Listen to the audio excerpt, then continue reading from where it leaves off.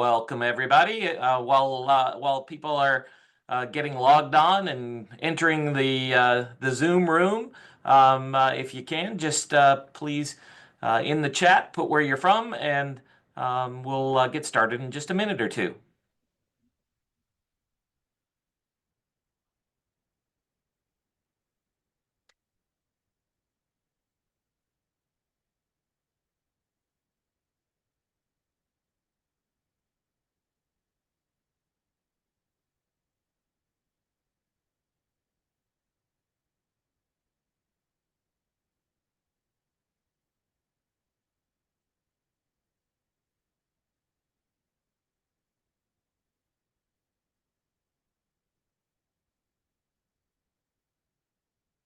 Folks coming from all over the state. I see North Florida's in the house, a lot of Central Florida, a little bit of South. Um, it's good to see a wide range of folks. We'll get started in just a moment.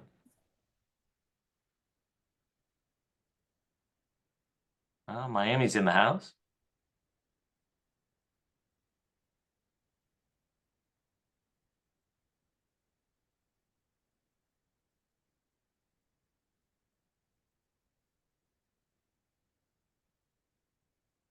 All right. It looks like most of the folks have gotten logged on, so we'll go ahead and get started. I don't want to take any of our speakers' time. Good morning.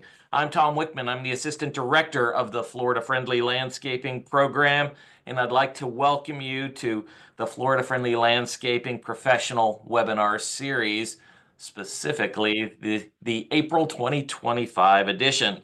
Today's webinar is New Turfgrass Varieties and Mixed Species Update with Dr. Kevin Kenworthy. Your microphones have been muted. We'll be closing the chat feature that you're using right now to tell me where you're all from. We'll be closing that early on during the presentation. But if you do have questions, make sure that you enter those in the Q&A box, and we'll take those questions at the end of the presentation. This webinar is approved for 1 FFLCP, LIAF, FDEX, LF, LCLM, LLO, and CLO, DBPR, LA, and CAM, and 1 FNGLA, CEU. There's a $15 administration fee to receive a certificate for continuing education. I'll put a link to it in the chat box to make payment for the certificate if you haven't already done so. We'll submit for CEUs to the licensing agencies on Friday, so make sure if you want CEUs to make your payment by the end of the day. This is part of a monthly webinar series held on the second Tuesday of the month at 10 a.m. Eastern Time. Our next regularly scheduled webinar will be May 13th with Dr. Kim, talking about invasive plants and explaining the predictive assessment tools. You'll also see a survey invitation pop up. Please take time to fill out that survey and let us know what you like and don't like about the webinar series, and really if there's any specific topics that you'd love to hear, because that really helps us when we're planning for next year's webinars.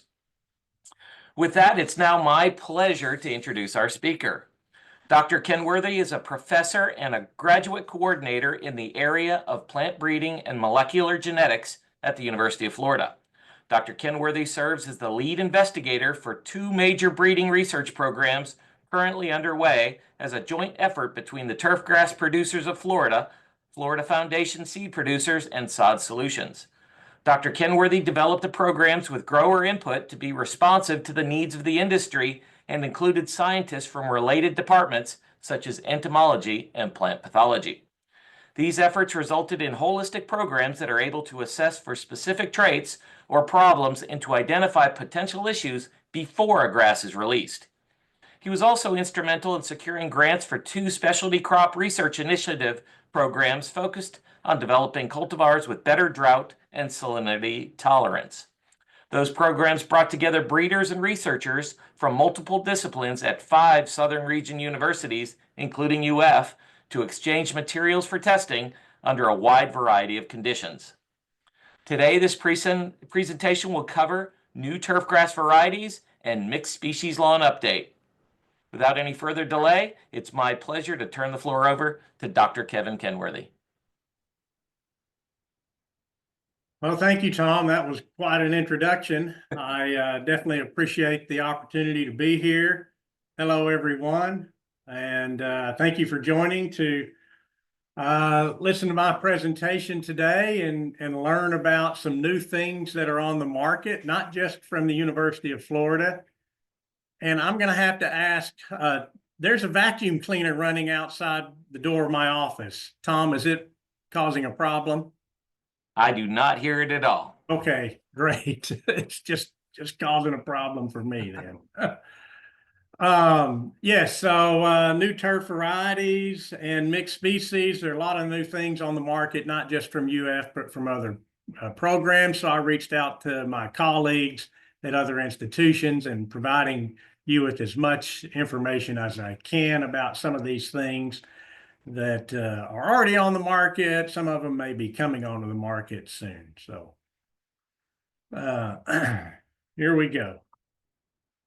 So I thought we'd have to start off with recognition of what occurred last night with the Florida Gators. And so how about that? Go Gators, and certainly a lot of fun. Hopefully everybody's alert this morning after staying up late for a basketball game. But it was pretty exciting, and I know campus is buzzing today.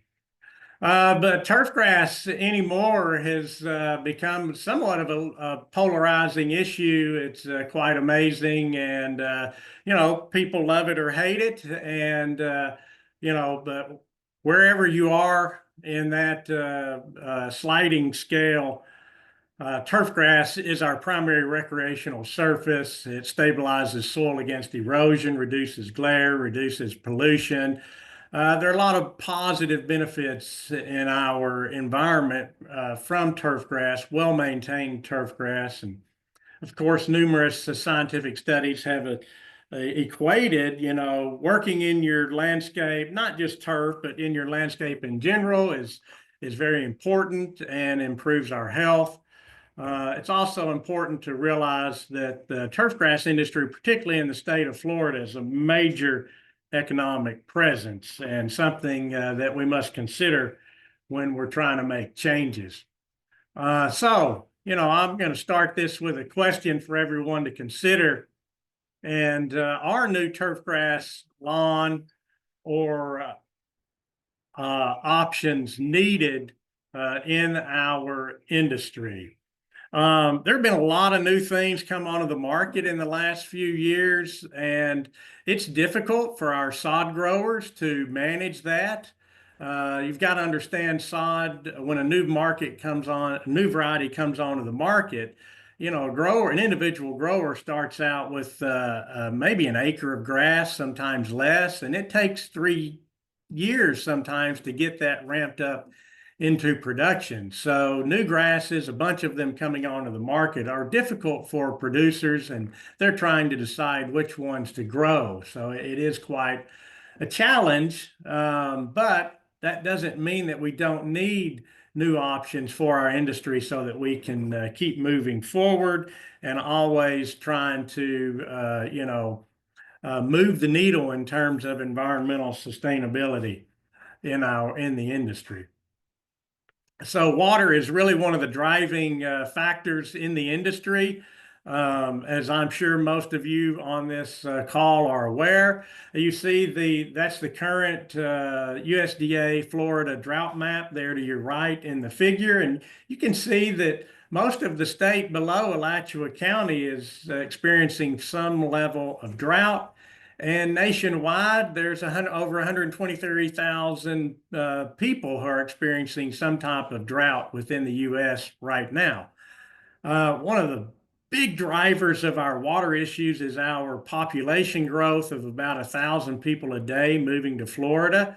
There's a few municipalities in Florida who are now not approving any new home permits because they don't have the water to support the new home development.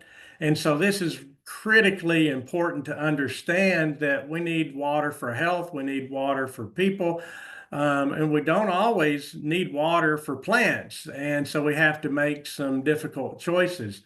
sometimes. So what are the ways we can save water in our turf grass or landscapes? Water restrictions are one of those ways that municipalities can impose on citizens to limit the days per week of watering.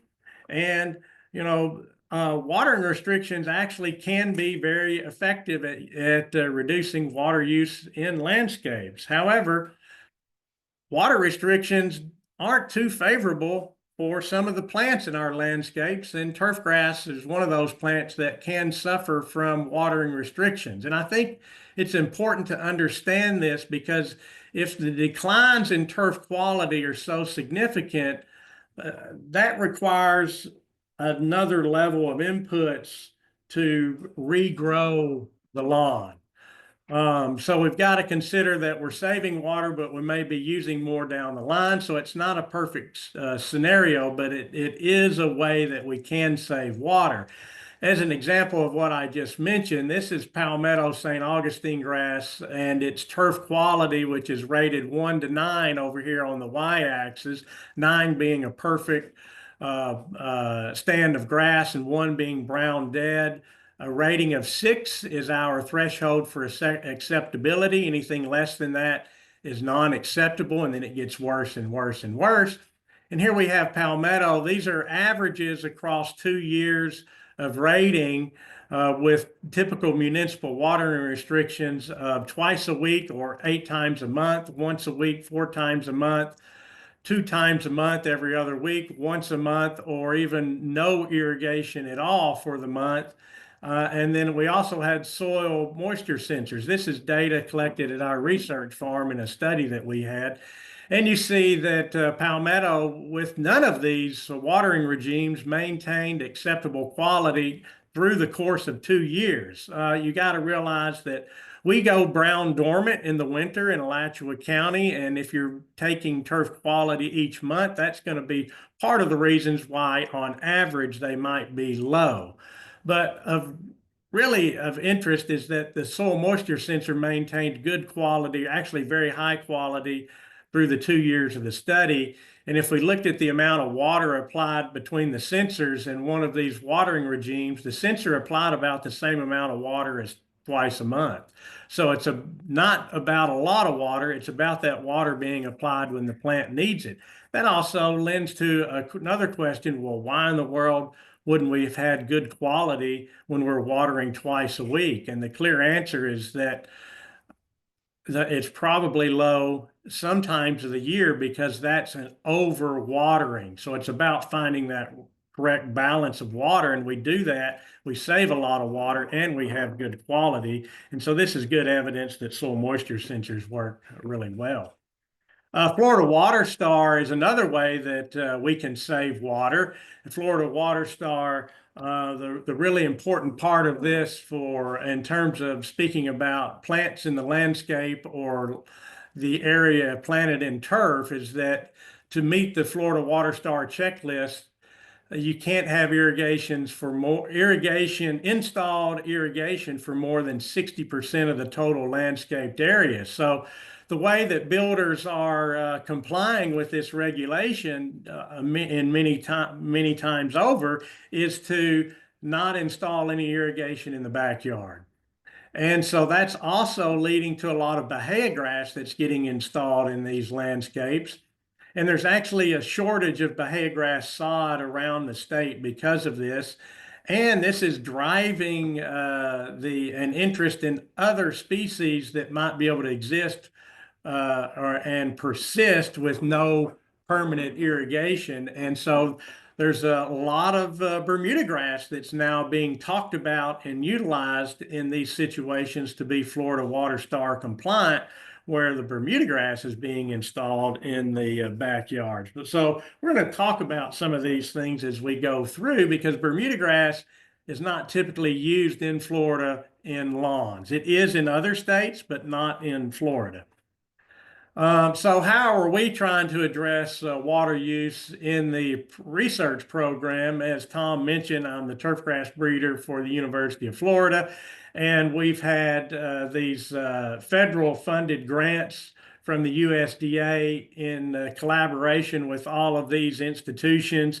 That's Oklahoma State, North Carolina State, University of Georgia, Texas A&M, and University of California, Riverside, along with UF.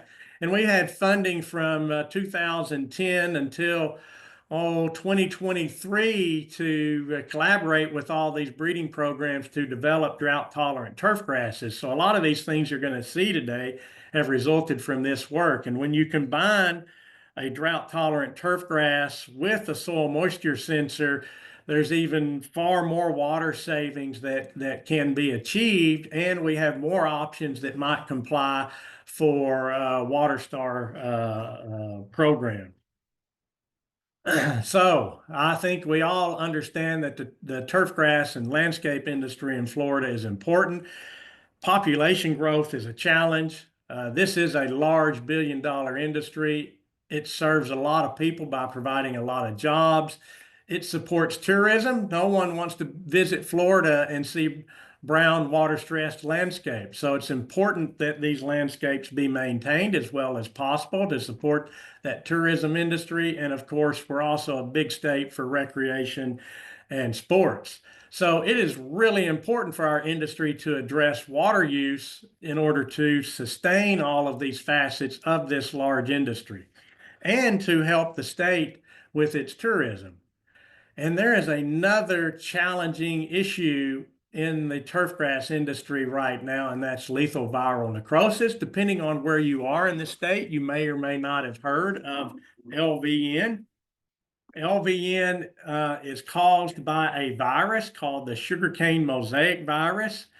And this virus causes two diseases in St. Augustine grass. One disease called mosaic is not important. It's been around since the 1960s. And the symptoms of mosaic, most people won't notice or you will not care. Okay, it's unimportant. However, it's been about a decade that lethal viral necrosis showed up in Florida. It's the same virus. And what happens are the symptoms of mosaic in the cultivar Floritam progress beyond yellowing or chlorotic tissue and progress towards plant death or necrotic tissue. And so hence the name lethal viral necrosis. So these are two different disease symptoms caused by the same virus. And lethal viral necrosis is only occurring in Floritam or cultivars that are Floritam derivatives. So it's always good to realize that Floritam, this is occurring mostly in South Florida. Pinellas County, Palm Beach County are the hardest hit, but it has spread both north and south of Palm Beach County. On the East Coast, on the West Coast, it is down into the Naples area. There's only one or two occurrences of lethal viral necrosis occurring, I'd say, north of that I-4 line. Most of it is in South Florida. And even where it's occurring in South Florida, there's still many areas that are just fine for Floritam. So we'd like to make the point that Floritam remains a good option for most of Florida because LVN is not a factor. No sod farms have ever been confirmed as a source of LVN. If your Floritam or Floritam derivative lawn gets LVN, it will generally need replacing within 3 years, and you need to replace with something else that will not develop lethal viral necrosis. That could be another species like zoysia grass, or it's another St. Augustine grass option. The issue and why it's so important is that Floritam is the base of our lawn care industry in the state and the base of our sod industry with about 30,000 plus acres in production. So this is a very important issue that we're keeping track of, and we're working on different ways to solve it that I won't be able to get into today. But you see the minor symptoms of mosaic on the left and the significant and important symptoms of LVN on the right, where you have that necrotic dead tissue. So is there a need for new options? Well, we have this huge industry with lots of population growth. We have drought-related issues, plants that won't survive and under water star recommendations, and we have this disease that's affecting our primary cultivar in the market. So yes, it's easy to make an argument that we do need new options. And these are species I work with in the breeding program. I have large programs for the four on the left, smaller programs for these four on the right. And then these also translate into the different lawn options available in the state. And other information here is lawn options could be turfgrass blends, where you're combining different cultivars of the same species. So there's been some research done led by Dr. Adam Dale, our turf entomologist, where blends of different St. Augustine grass cultivars have been planted and evaluated for if they're more pest resilience. And there is some evidence to support that. And then we have these alternative landscape mixtures that are getting talked about more and more in recent years. Interest is increasing. In my point of view, as someone who's tied to production in our industry, is that, if these are going to be reasonable and usable options for our industry, they need to be applicable to large scale installation, not one or two homes. If they're going to have an impact, we need large scale use of these practices. In order to do that, we must have equitable production. For instance, we can't buy pots of plants that cost $3 a piece and plant hundreds of those pots in a lawn when we can buy a piece of sod for 25 or 30 cents a square foot. The economies of scale are not equal, and we've got to work on bridging those gaps to make some of these alternative approaches economically viable for those that are interested.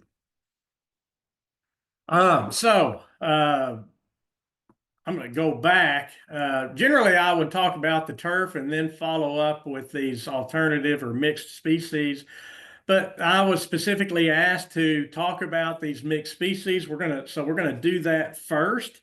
I have a lot of information here. I suspect towards the end of the presentation, I'll be just scrolling through things. And Tom, if you could verify, I have until 11, or do I need to try to be finished by 10:50 or something around there?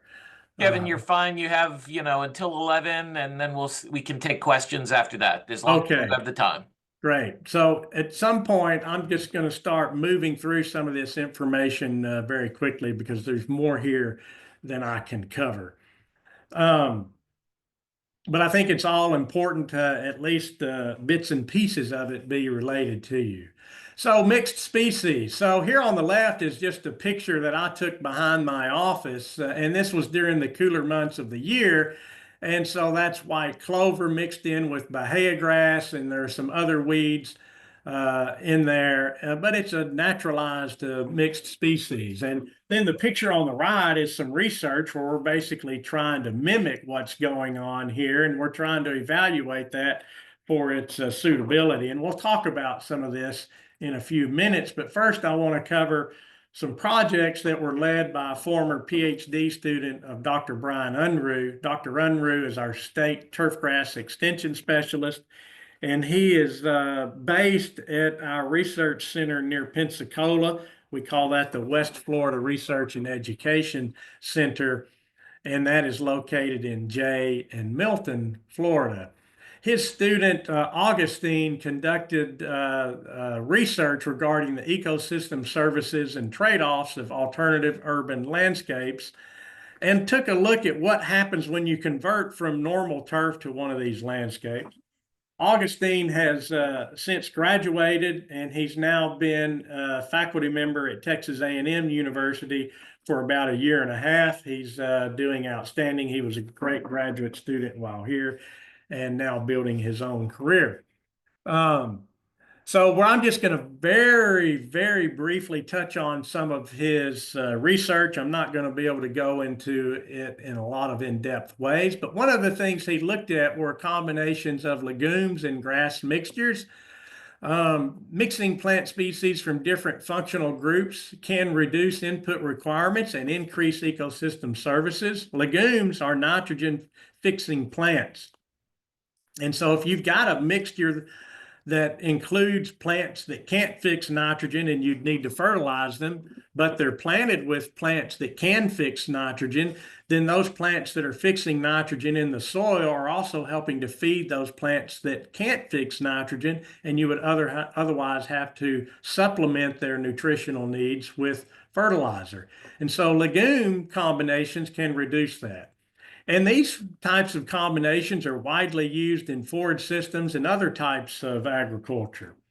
But in warm season turfgrass, we generally have monostands, and some of that goes back to because they're vegetatively reproduced and sod production. So these are some of the materials and methods, and I'm not going to go into this in a lot of detail, but there were very large blocks planted. These are about 80 feet long, and they're irrigated with this center line irrigation, and there's a slope where the borders, the outside edges are raised, and so the water drains back to the center line of this large experimental area. And the plants or the experimental treatments are planted at 90-degree angles from that center line. So that means down at the center line, they're going to receive excess irrigation. In fact, 120% of evapotranspiration. Evapotranspiration, or ET, is the amount of water lost from a plant transpiring in the soil from evaporation. So you have this high amounts of supplemental irrigation applying at the center line, and as you move out further away from the irrigation, you get drier and drier.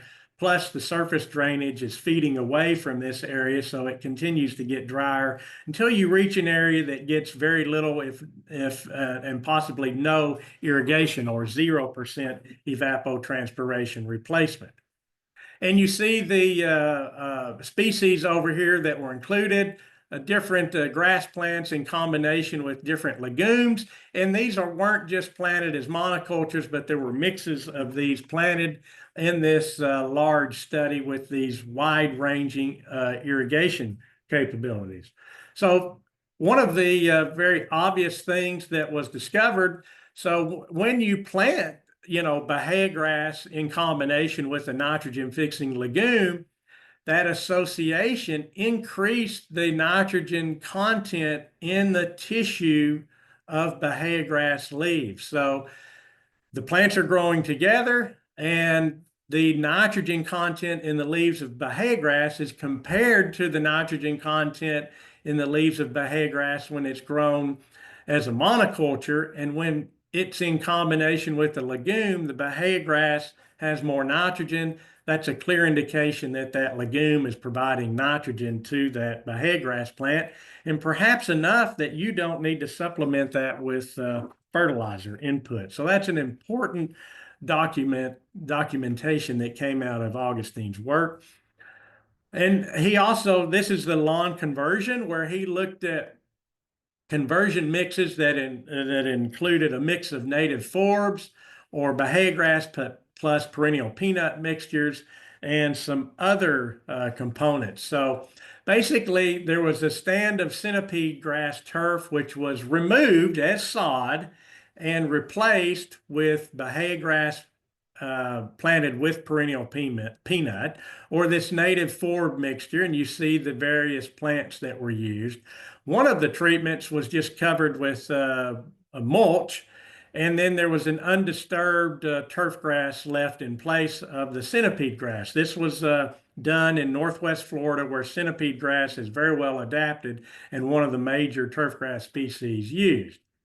And it was actually thought going into this that the removal of that centipede grass as part of the conversion process would lead to a large loss of ecosystem services, and a lot of nitrogen leaching would occur as part of that removal and replanting process.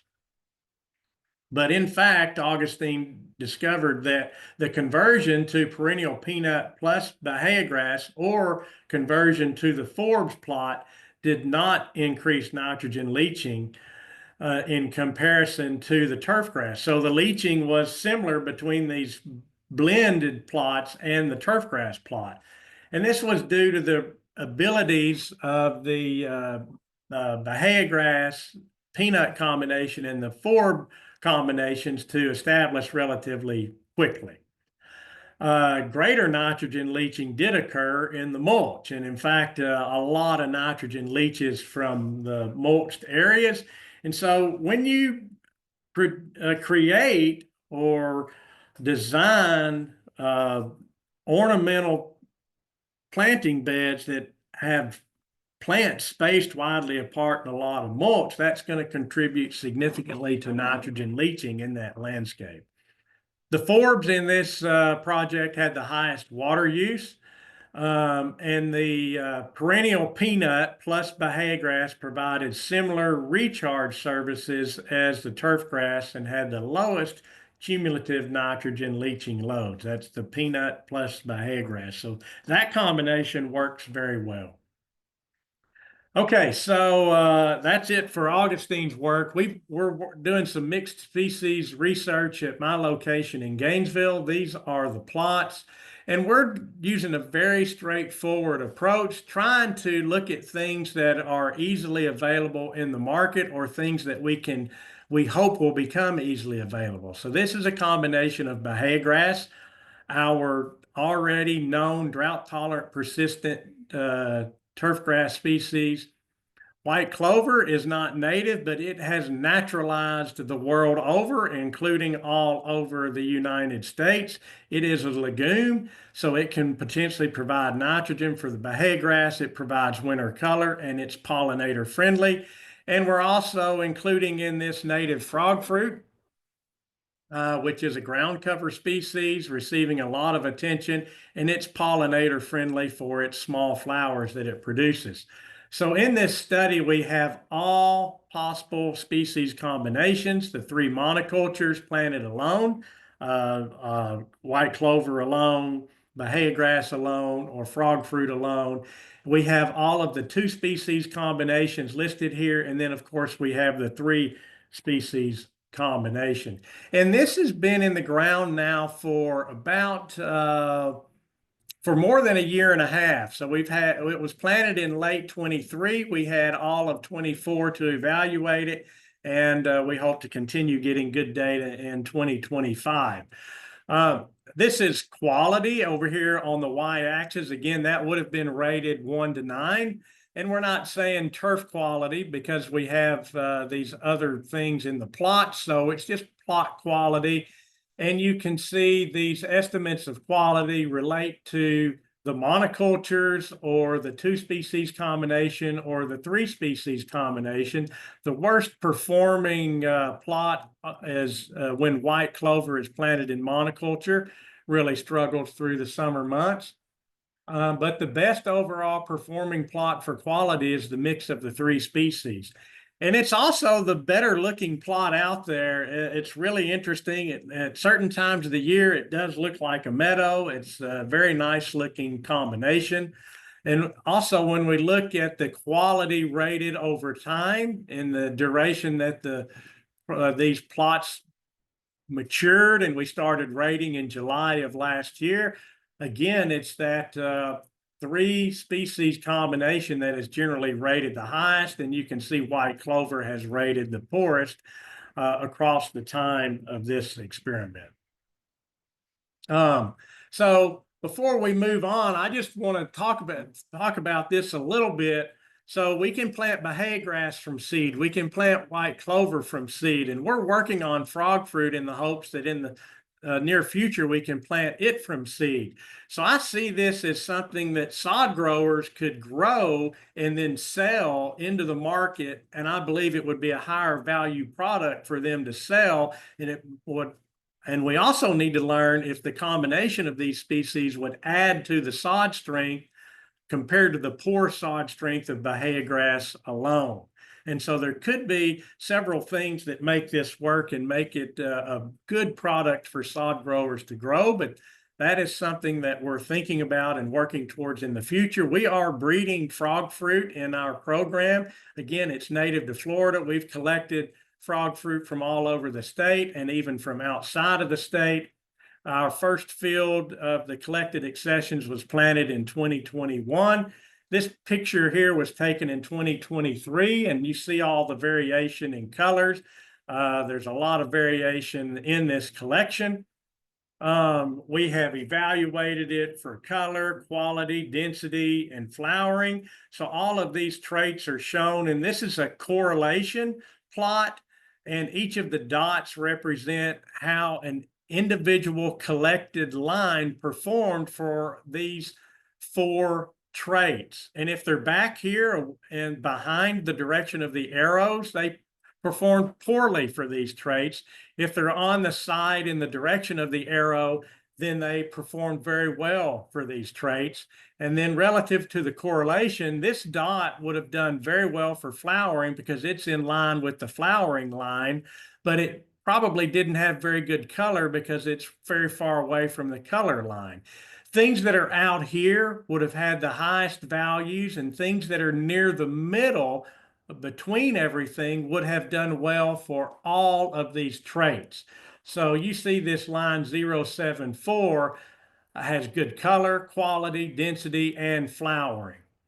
And then if we just look at quality alone and compare the years of evaluation, 2022, 23, and 24, again, it's some of these same lines that had good overall performance for all of these characters. And when we're looking at quality alone, again, it's 074 that's standing out in all of these years of evaluation. So last year we planted 074. We want to learn if we can grow and harvest it as sod. So we expanded it much like a sod grower would in a 1-to-10 planting ratio. This was planted at the worst time of year for frog fruit, because frog fruit does not grow well and it looks terrible in the winter. And so this was worst case scenario planting. Would it survive? These pictures are 5 to 6 weeks old after planting on December 4th. And there's a close up. So the plants were alive and growing. And this is what it looks like as of this week. It just woke up a couple of weeks ago and already growing rapidly. The great thing about frog fruit is it's an aggressive plant, grows really well. And we hope to this year we will be looking at management practices that might allow us to harvest this as sod, and then it could be made available. Other than just buying $3 pots from nurseries, consumers can buy it as sod, probably for something like $1 or $1.50 a square foot, and solid sod their yard much cheaper than they would by buying pots and having to plant those. We hope to release this line sometime this year from the University of Florida, and we have other even better things already in our pipeline. How about Condon and saving the game last night? That was pretty exciting. I had a lot of stress last night, and Condon helped me get over it really quickly when he jumped on that ball. So the other thing I want to try to jump on is Bermuda grass real quick, because again, this is a shift in our culture in Florida, that the Bermuda grass is now being looked at in backyards because of really the Water Star program. Bermuda grass is a great drought tolerant species to use. It's widely used in landscapes in other states, but just never has in Florida. And there are a lot of Bermuda grass cultivars on the market. We're going to talk about 2 of these, Tiftuff and Bimini. Bimini came onto the market 10, 12 years ago and is now the dominant Bermuda grass grown in Florida and utilized on golf courses. It is a common Bermuda grass, and I'm not going to go into some of those details, but it has vigorous growth, a massive rhizome layer that contributes to its sod strength and its drought tolerance. And so you can see a picture of those rhizomes here. And this is not washed sod. This is just under a piece of sod as it was harvested. And then you see what you get in the root mass when you wash a piece of the Bimini sod. And then Tiff Tough is a hybrid Bermuda grass, but is the standard in the industry for drought tolerant Bermuda grass. It was developed at the University of Georgia. And they have data that says if you replace your old Bermuda grass with Tiff Tough, it will pay for itself in less than 4 years under typical conditions, less than 2 years under drought conditions, because it does have tremendous ability to save water. In fact, in a study, it used 38% less water than the standby most commonly used Bermuda grass since 1960, Tiffway 419. Tiff Tough is a fantastic cultivar that uses less water. Here it is. This is that study I mentioned, similar to Augustine, what he did, where this is the center line of that irrigation system. And as you move further out, you get less and less water replaced from that water that is lost through evapotranspiration. And you see Tiff Tough, you can see the progression of less water being illustrated in Celebration Bermuda grass's response to less water, and you hardly see a response at all in Tiff Tough as evidence of its tremendous drought tolerance. So Tiff Tough and Bimini. Tiff Tough is being used a lot in these landscapes, water star landscapes, but Tiff Tough's a hybrid Bermuda grass, and it's more difficult to maintain and maintain attractively at a higher mowing height. Bimini is going to be an easier choice to maintain in these residential landscapes than Tiff Tough. I showed that graph with the responses to Palmetto with the different municipal watering restrictions: none, once a month, twice a month, 4 times a month, 8 times a month, and with a sensor. And this is Tiffway, released in 1960, never really achieving our desired quality level of 6. Celebration does at the higher irrigation rates and with the soil moisture sensors. Tiff Tough does as well, except with no water. Bimini is pretty much there even with no water applied at all during the period of the study. The point is, there's really not much difference in these. Bermuda grass is fantastically drought resistant, and any one you choose is going to offer you an ability to produce a desirable landscape in a Water Star certified home. You will need to mow shorter to get the best out of that Bermuda grass. We have one that's coming along in our research program that we may release in the next year or two. And I think if we do, it'll have the best performance in residential landscapes compared to the other two. Okay, so St. Augustine grass, and I'm going to start moving pretty quickly here because there's some things I want to highlight in the St. Augustine grass program. There's 2 pictured here. Citra Blue from my program and Cobalt from the Texas A&M program. These are different species. So St. Augustine grass is Stenotaphyrum secundatum. So within the Stenotaphyrum species, Stenotaphyrum genus, there are all these species. The dominant species is secundatum, which is St. Augustine grass. This is the world map of where St. Augustine grass has either naturalized or is native. And this is determined by the Kew Botanical Gardens, a world authority.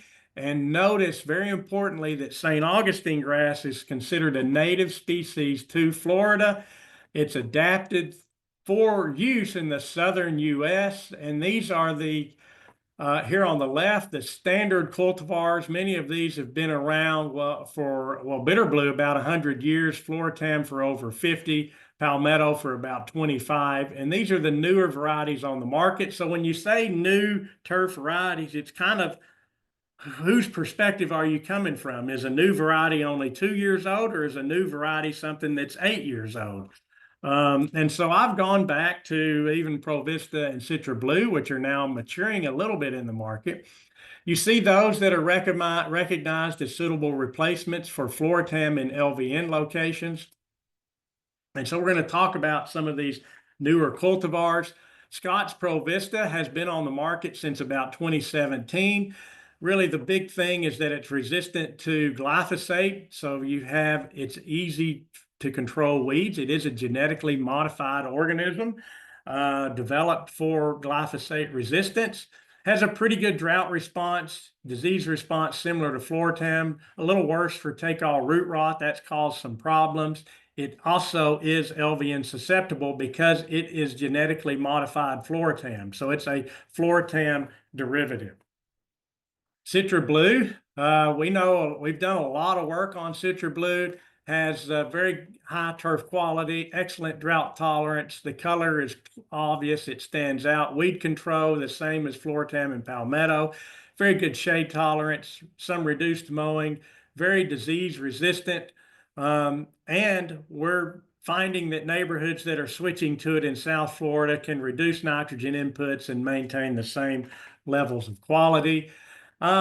It's doing very well in our lethal viral necrosis landscapes where it's been planted. So far, it has not developed LVN. Chinch bug research was very favorable, but we have had chinch bug problems out in the real world.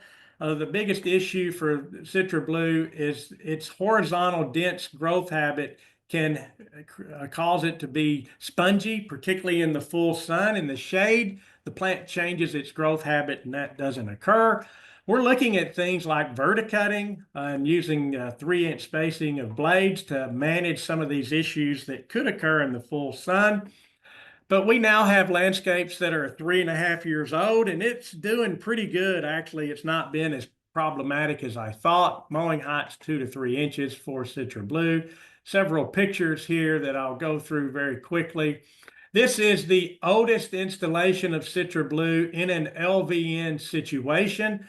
I think we planted 2 pallets of Citra Blue, a pallet of Floritam, and a pallet of Palmetto. The Floritam is gone. It was apparently contaminated with Seville, and that's what you see here. LVN took out the Floritam, Seville's dominating, and the Citra Blue, although it's not perfect, there's a thin area. It's done very well. It doesn't receive a lot of inputs, and it's competing and moving into the areas where Floritam has died. So this is the longest installed area of Citra Blue in South Florida. And the sponginess is not a problem in this landscape. Sola is a recent release from North Carolina State. It is not yet available in this state.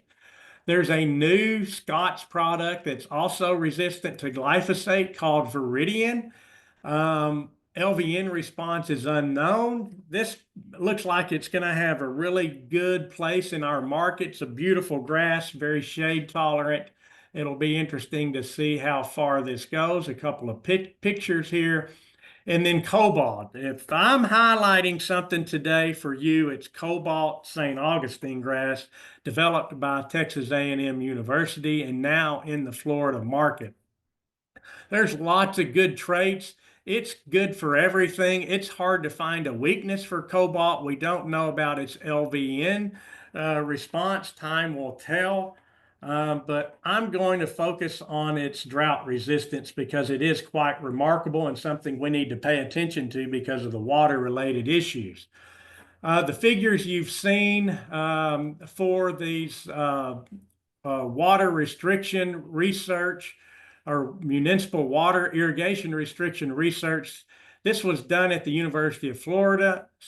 Cobalt was included in this.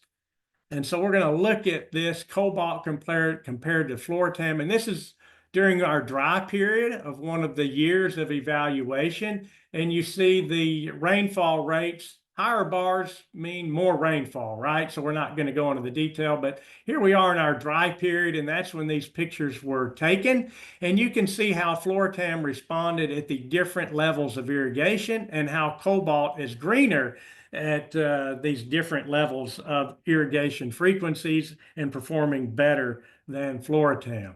And if we look at these graphs that we've already learned about that show the turf quality on average across 2 years at these different watering restriction rates, you see Floritam never achieving an acceptable turf quality. Understand these are also rated in the winter, so that pushes the quality values lower.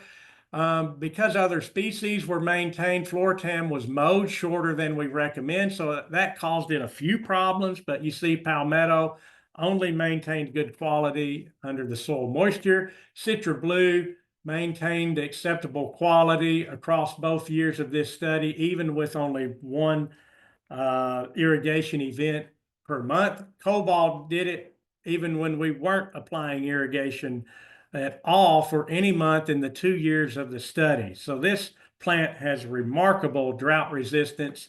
Citra Blue is good. Cobalt is even better. Cobalt doesn't have the spongy thatch issue like Citra Blue does. These are the turf quality ratings in this study by month.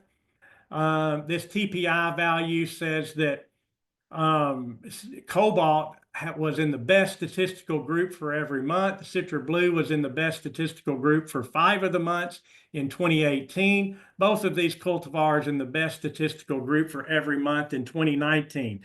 So Citra Blue and Cobalt, very drought tolerant. Cobalt is even better drought tolerant. Cobalt has a greater potential in our market for replacing Floritam due to LVN if it turns out to be LVN resistant. We don't know that yet, but it has better potential than Citra Blue does.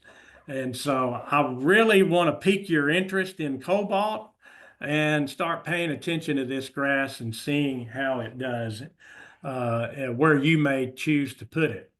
So we're going to quickly go through zoysia grass at 10:50, running out of time as I knew I would. Lots of different species in the zoysia genus. And there are 3 of primary importance to the turf industry. We have a 4th one now, particularly in Florida. Icon zoysia grass is a zoysia macrantha. Its leaf blades look similar to the wider zoysia japonicas like Empire. A zoysia matrella is something like Xeon or Diamond or Emerald from many years ago. Lots of uses, lots of zoysia grasses that are produced in Florida. Everything on this list has been tried in Florida. Everything that's white is produced in Florida. We have a lot more zoysia in the state than you might realize. About 4,000 acres of zoysia produced in the state. Empire's that dominant cultivar at 2,000 plus.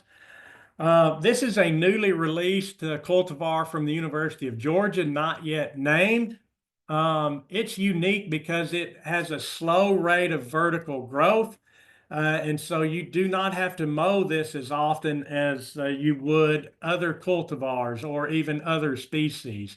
You can, and here's an example of that growth habit in these catty corner plots compared with a conventional zoysia grass growth habit. So a lot reduced mowing, but they've not named it yet. I think probably they will close.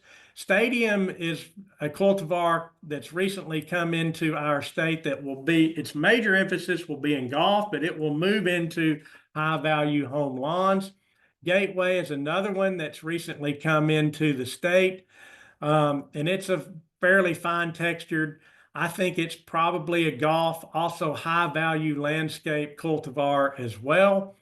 Lobo, a new release from North Carolina State University, and offers a lot of advantages over Empire. It has excellent winter color retention and spring green up, so you have a longer growing season than Empire.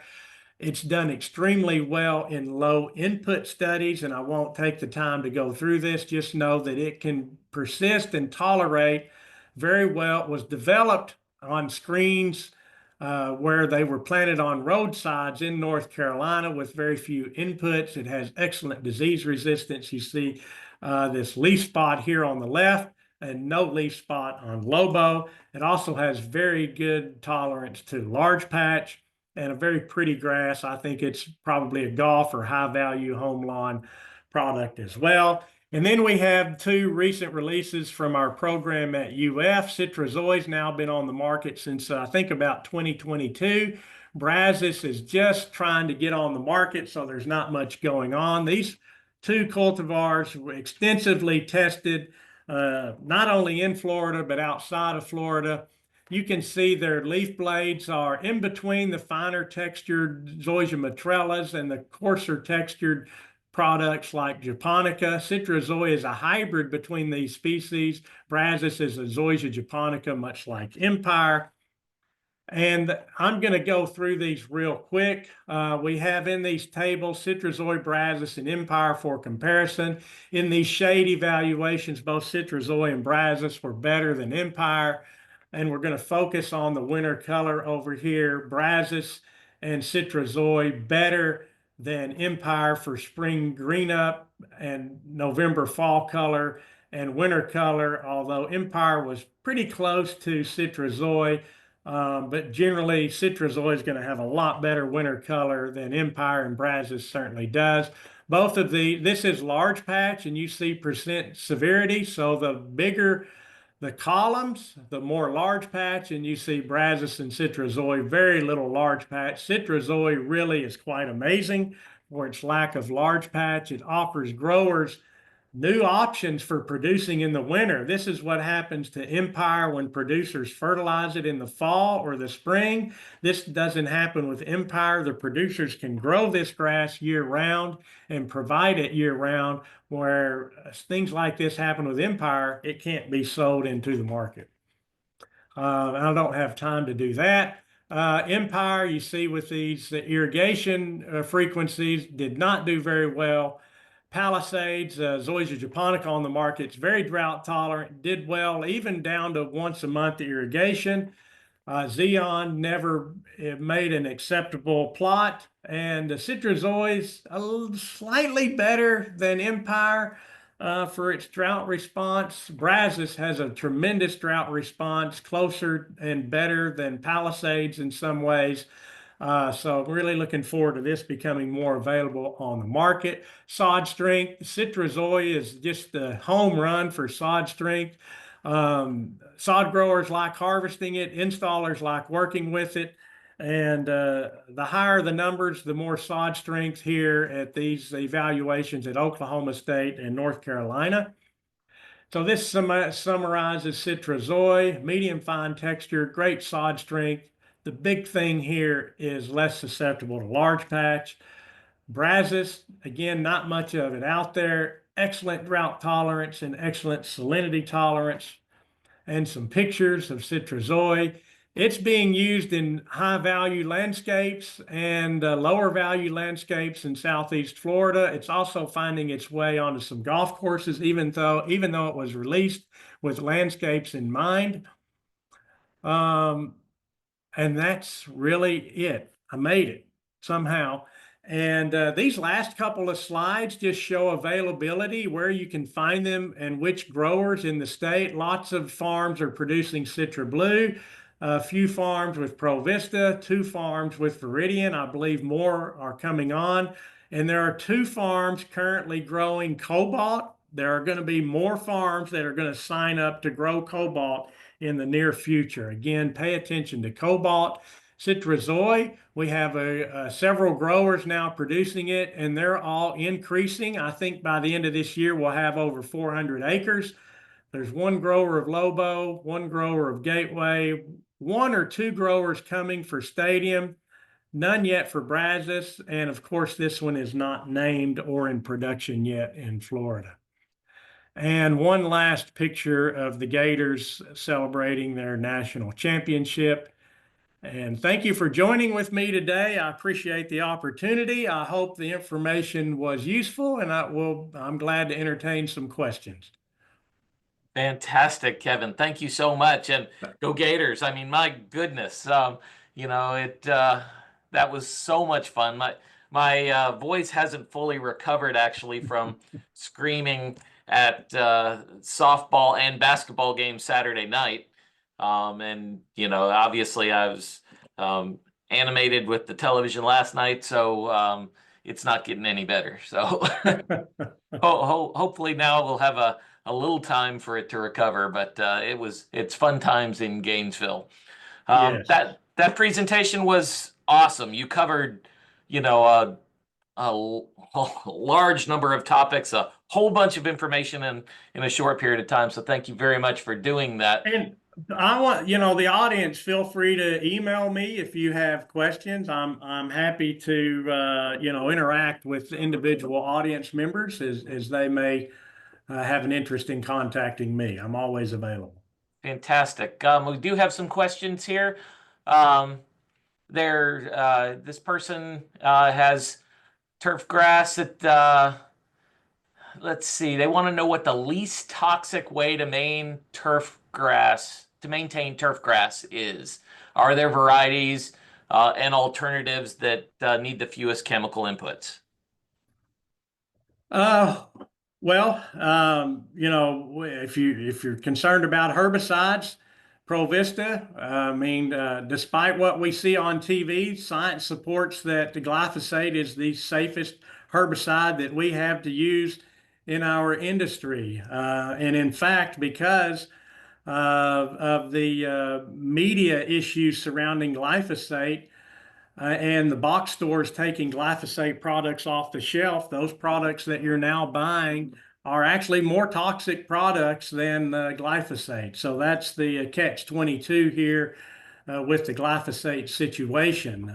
But Provista, with the exception of some of its disease issues, probably offers an opportunity to apply fewer types of herbicides and more toxic herbicides. Citra Blue offers an opportunity to apply far fewer fungicides because of its disease resistance. In fact, I'll still stand it up against anything for its disease resistance. Cobalt also has tremendous disease resistance. So those two, Cobalt, Citra Blue, you're going to reduce the need for fungicides significantly.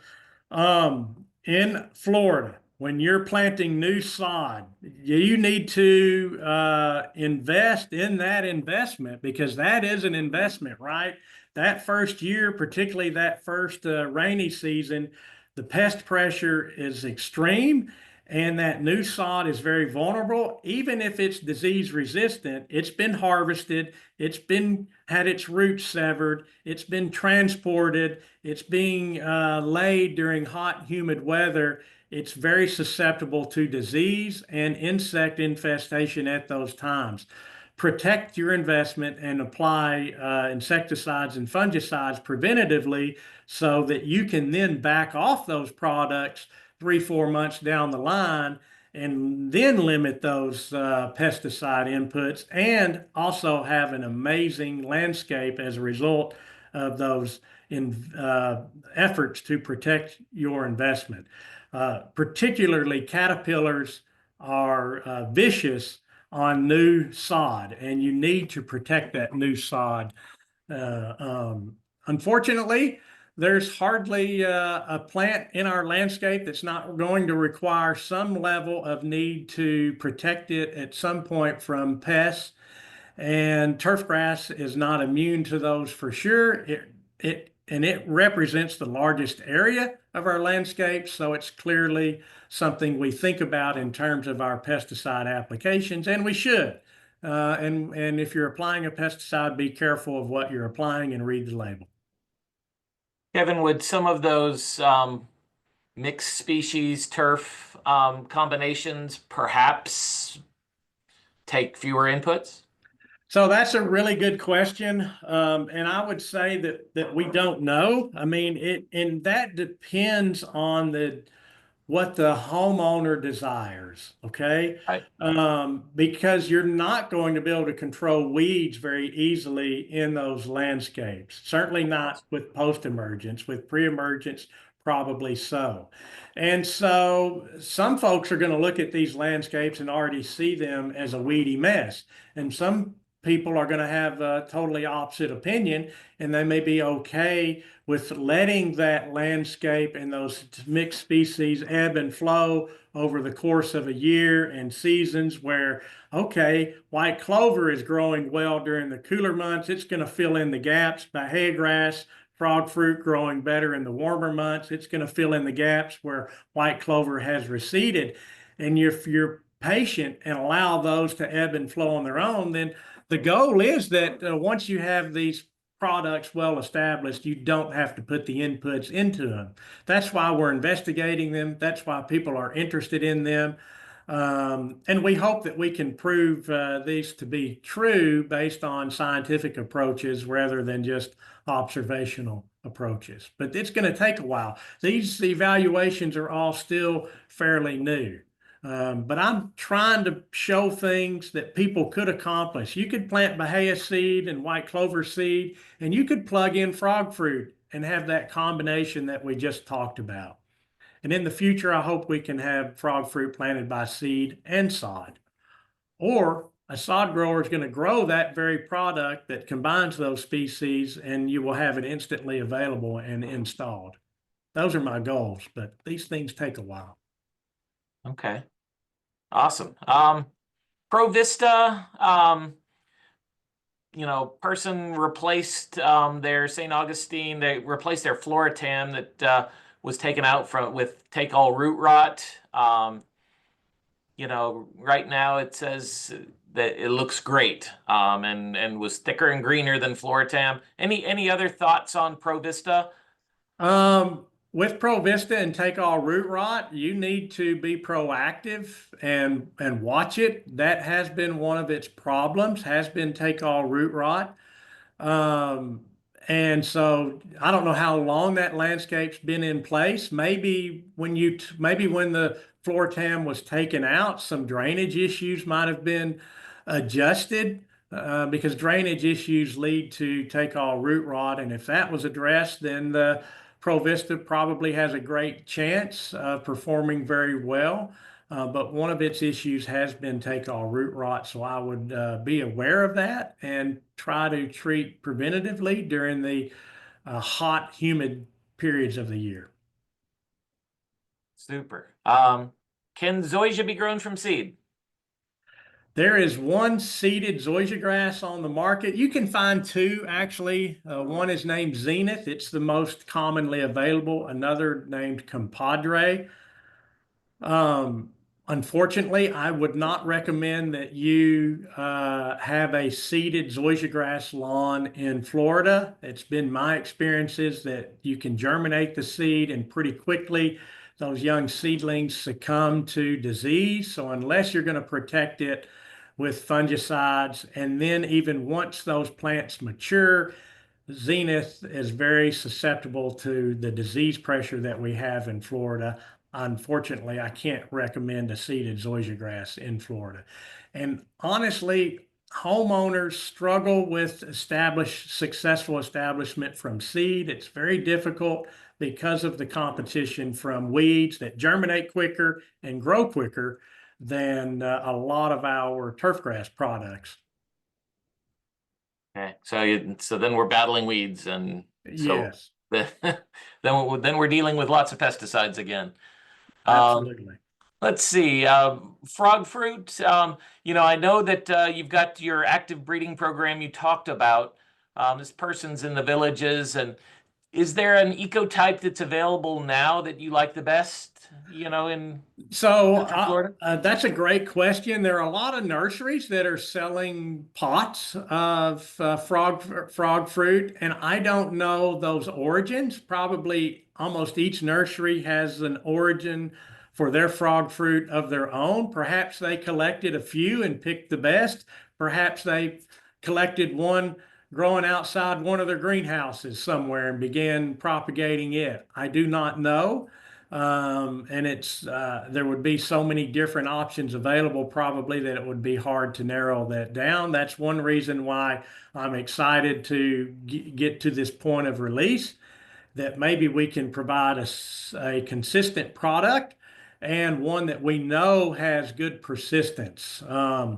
There's two issues with frog fruit. One is persistence, and I believe that mowing or rolling helps that product to persist. When you leave frog fruit unmowed, it doesn't persist as well. The other are the winter color issues. As you get further north in the state, it looks terrible in the winter and it doesn't grow in the winter. And that's something a homeowner is going to have to be able to accept if they're using it as an ornamental ground cover. And that's a major focus, is improving the green color retention in the winter for our frog fruit program. It's actually even higher on the list than flower production because it is the limiting factor right now in expanding the use of frog fruit. Okay, awesome. Um, this person's interested in overseeding their St. Augustine, and they wanted to know what the best varieties, either Bimini, Cobalt, and Citrusoi would be, but none of those are available via seed. Is that correct? That's correct. Right. If you're trying to convert, you need to, uh, I mean, the best way is to get rid of all the Floritan. That's very labor intensive and expensive, and then replug or resod. You could spray out gaps in your Floritan and plug in something else, and then mismanage the Floritan around it and allow those plugs to eventually spread and take over. That's going to take a lot of attention to detail and time for the conversion, but there's nothing that we would overseed into our landscapes and provide a warm season turf grass. You could overseed something for the winter that's going to die off in June, such as annual ryegrass or perennial ryegrass. But be careful with that, because the mowing you will have to do in the spring with annual ryegrass is going to be more than you want to deal with, and it may smother the warm season grass for the following summer and cause it problems. All right. Is Empire the only cultivar being affected by Tuttle mealybugs? You know, Empire is the one we know about because it's so dominant in our industry. Right. And so we don't know about the mealybug on other cultivars, um, uh, uh, unfortunately. Bill bugs, it's interesting.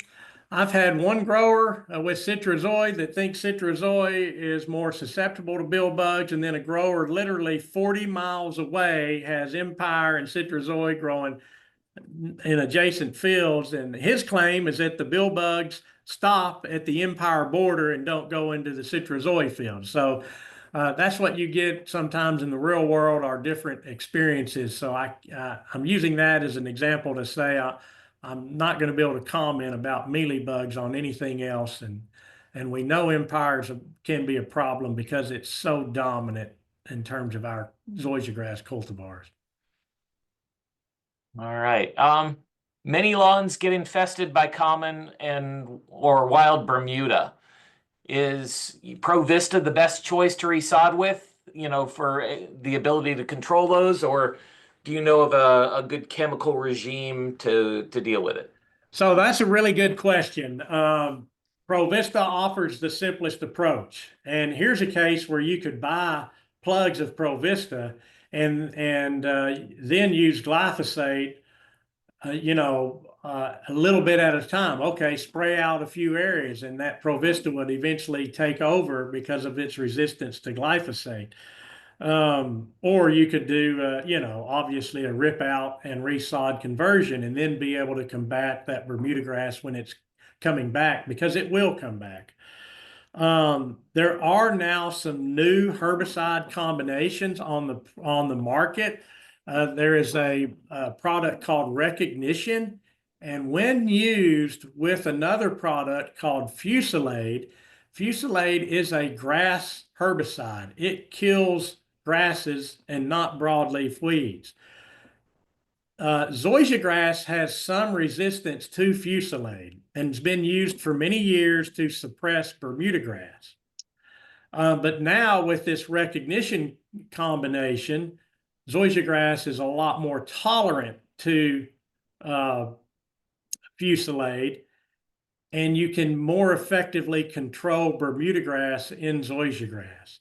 Now, here's the really amazing thing, is that Recognition offers even St. Augustine grass protection from Fusilade. So you have an ability to suppress or kill over time Bermuda grass in regular old St. Augustine grass by using this combination of Recognition and fusillade. Now you got to be careful and use these labeled rates because you can see some phytotoxicity on the St. Augustine grass or zoysia grass if you're treating when it's really hot or you're over applying. But the amazing thing is we now have some options to treat Bermuda grass when it's invading these other species that we haven't in the past. That's pretty exciting. Obviously, probably a landscape professional might be, the best to apply those just because of that sensitivity. But it's nice to know we're getting some options out there. What's the best way of planting a mixed species plot for, the average person? Uh, well, I would probably start out with um, if you're wanting grass included in that, you could use any grass. We've used the Bahia grass because it is our low input turf in the state, but you can easily achieve this even with the St. Augustine grass. We can all walk into weedy St. Augustine grass areas and find frog fruit or white clover. There are areas behind my office here that have these, but um, so I would probably start out with Bahia grass sod. And you could plant that loosely, right? Doesn't have to be a dense cover. Leave some gaps where you could plug in frog fruit. And that way you're not waiting for the frog fruit to cover. You're just filling in these small gaps from the Bahia sod. And then you have you've started off with a good foundation that's going to be more competitive against weeds. And depending on the time of the year you do this, these two species are going to establish. And then the first fall, I would use seed of white clover and plant that seed. And you may need to do this a couple of years, but the seed is not expensive. You don't have to plant it at a high rate. But you'll get some germinate that first year. Some of it will mature, some of it will struggle and have problems in the summer month. That next fall, it will come back and be more resilient, but you might want to add to that with a second seeding to make it even better the following year. So to me, that's the simplest way. Start out with sod of Bahia grass, leave some room for frog fruit plugs, and then use seed of white clover. You could start out with Bahia grass seed, but again, you're fighting that weed pressure. Bahia grass is fairly slow to establish and mature from seed. Okay, awesome. Have you done any studies on, the mixed species with shade? I didn't have time to cover some of these things, but that is another thing that we're looking at. White clover has a little bit of shade tolerance. Bahia grass has fairly poor shade tolerance. And you know what? I don't know about frog fruit. I've never found it growing in shade. I assume it's poor, but we are looking at other species that could be included in these blends that have shade tolerance, and we're trying to work on these from a breeding perspective. I showed the frog fruit breeding because it's cool and it probably of interest to folks, but I really tried to show mostly things that were commercially available and options for you to use now. And these other things that we're working on for shaded and seeded components of mixed species products, they're in the breeding program. Time will tell, but we're working on Paspalum cetaceum, which is a native relative of Bahia grass. It's a bunch grass. If you're someone who controls weeds in landscapes, Paspalum cetaceum is probably something you've controlled. Common name is thin paspalum or bull paspalum. It has beautiful dark green color, and it is incredibly shade tolerant, will grow under very heavy oak trees. So we have a turf type breeding program for Paspalum cetaceum with this idea of a seeded contribution to a mixed species product. And then centipede grass, which is somewhat of a conventional species, not widely used. used in our panhandle quite extensively. And we're developing more shade tolerant lines of centipede grass that we can include in this. Centipede grass is often sold as seed. And then carpet grass, which is considered a low input turf grass, not really utilized much, and not native, but naturalized to the southeastern U.S. like centipede, a prolific seed producer. And we're seeing actually really good shade tolerance in our screenings for that species. So that's another one that would be seed produced and available eventually in these mixed species products that could be established from seed.